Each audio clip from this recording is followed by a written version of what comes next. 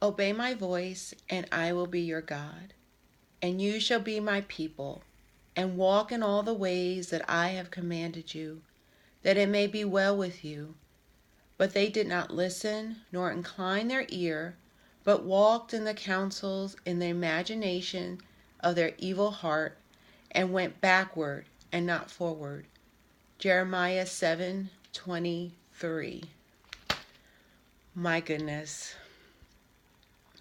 This is like just a powerful, powerful word, because how often do we let our imaginations and our ego and what we want dictate on how we're going to operate, how we're going to live our life, how we're going to interact with people, how we're going to manage our finances, how we're going to plot out everything.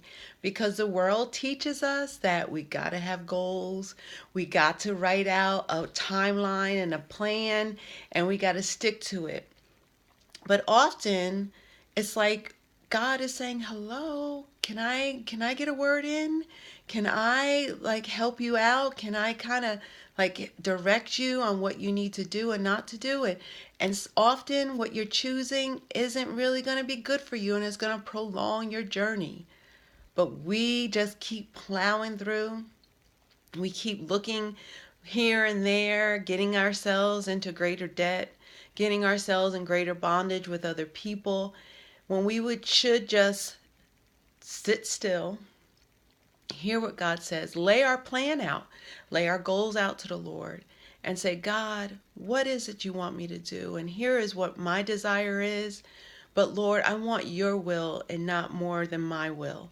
And even though I'm afraid of what to do and not to do, please give me the courage on what to do." And so that way, when we're standing still, when we're moving in God's direction, which is forward, that prevents us from moving backward, prevents us from getting ourselves into deeper situations that we can't get out of. And that is where hope comes in. That's where praise comes in. That's where perseverance comes in. That's where long suffering and self-control comes in, which are the fruit of the Spirit. And God wants us to grow and flourish, and He wants the very, very best for our lives. So often our timeline and our plan may be a little altered when we lay it before the Lord. So our goal is to just not let the imaginations of our heart and let what we see, what we think that we want is going to be best for us because everyone else is doing it. God may have a totally unique plan and plot and just goals for you that may be a little altered than what you have. And it's only in the trust in God where we grow our desires to link with His desires. So if we want to be prosperous, maybe it's not the route that we have imagined for us to go. Maybe God has a different pathway for us. So it's all about just relying on God, asking Him, "Lord, what to do?" I am stubborn for myself, and I have learned the hard way that my plan and what I want only got me prolonged in my journey. It only took me around the mountain, Mount Sinai, like the children of Israel who were in the wilderness. I was going around a mountain for years because I had to do it my way. I had this set goal, I had this set plan, and you know what? God is going to be with it because it's one of my desires of my heart, and He's going to honor it. But God just kind of patiently and lovingly, He stood with me. He helped me to not get into deep of a trouble. But I still wasn't hearing God. I wasn't still like staying steadfast. I wasn't, and I was going backward. Even when I was pressing my hardest to go forward. As much as I wanted to, I wasn't going forward. I was going sideways, left and right, backwards, and in circles. And it wasn't until I humbled myself to say, "Okay, Lord, I had enough. I'm tired. What is going on?" And that's when God continually, step by step, led me on what I needed to do. And He's continually doing that because I'm yielding to it. And when I find my ego or my stubbornness rising up, I recognize it now and I put it in check. And I'm asking the Lord to help me. I'm a continual work in progress. And I don't want my imagination, my stubborn will, to deter me from my blessings and hinder me any longer.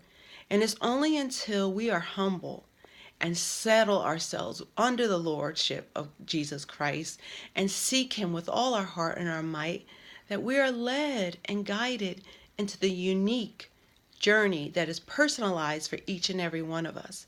Because what we see in the world might not be good for us. And if it is, if God wants us to get to that point, He will direct our path. He will open the doors. He will guide us. He will show us the resources, what to get and what not to get. So it's a continual work in progress. It's a continual action of humility and surrendering and acknowledging when our imagination, our goals, and our desires to override us. And it's that acknowledgement to the Lord, like, Lord, help me. I'm getting out of control again. Or I'm getting jealous, or I'm getting impatient. Lord, help me. And God is so good. He's so awesome. He holds nothing against us. He patiently, continually works on us. He continually, like the potter with the clay, He continually just shapes us and molds us. We are the ones that are always in the rush because we feel like time slips by. And even though time is slipping by, and even though we have wasted years doing our own thing, it's not too late with God. So it's just a matter of taking a deep breath, resting, and accepting God's direction, accepting it, even if it's something that's unorthodox. Because even in the Bible, there was a man who wanted healing, and he was blind. So Jesus took mud, spit in it, and put it on his eyes, and he was able to see. And another example was a man had leprosy or something, and Elijah the prophet told him to dip 7 times in the dirtiest river, and the man was so outdone, he wasn't even like accepting the radical instructions that God was giving him. He was like, well, why can't I dip in the cleaner river, and that wasn't God's plan. God's plan was, okay, you do what I say do, and I will make the miracles happen. So when the man actually went to the dirty river and dunked himself, he was made well. So God knows more than we do. His thoughts are higher than our thoughts. His ways are greater than our ways. So let's try to learn and teach ourselves to be still and hear God. And even if our directions alter a little, let's confirm it with God and not run with our own imaginations.